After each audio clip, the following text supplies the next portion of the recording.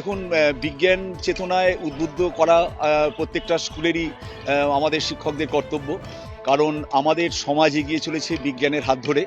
তো বিজ্ঞান মনস্কতা ছাত্র সমাজের বুকে যদি তৈরি করে দেওয়া যায়, তাহলে ভারত যেমন আজকে সারা পৃথিবীর বুকে, বিশ্বের বুকে তাদের গৌরবের গাথা চিরস্মরণীয় করে রাখছে, আমাদের আরামবাগ হাই স্কুলের ছাত্র কোনোদিন দেখা যাবে যে সারা পৃথিবীর বুকে একটা বড় বিজ্ঞানী হয়ে তার চেতনার উন্মেষ ঘটাতে পেরেছে। স্কুলের দেওয়ালে যে চন্দ্রযান দেখা যাচ্ছে তা আমাদের আরামবাগ হাই স্কুলেরই নয়, ওটা ভারতের পক্ষে একটা গৌরবোজ্জ্বল ব্যাপার।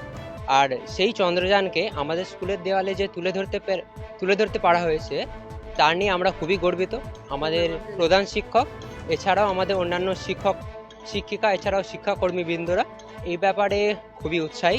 আমরা তো আরোই উৎসাহী, কেননা আজকের দিনেই কারণ আমাদের আইএসআরওর তরফ থেকে যে চন্দ্রযানটি চাঁদের উদ্দেশ্যে পাঠানো হয়েছে, সেই চন্দ্রযানটি অর্থাৎ LV-M3-M4 সেই চন্দ্রযানটি আজকে চন্দ্রপৃষ্ঠে অবতরণ করবে।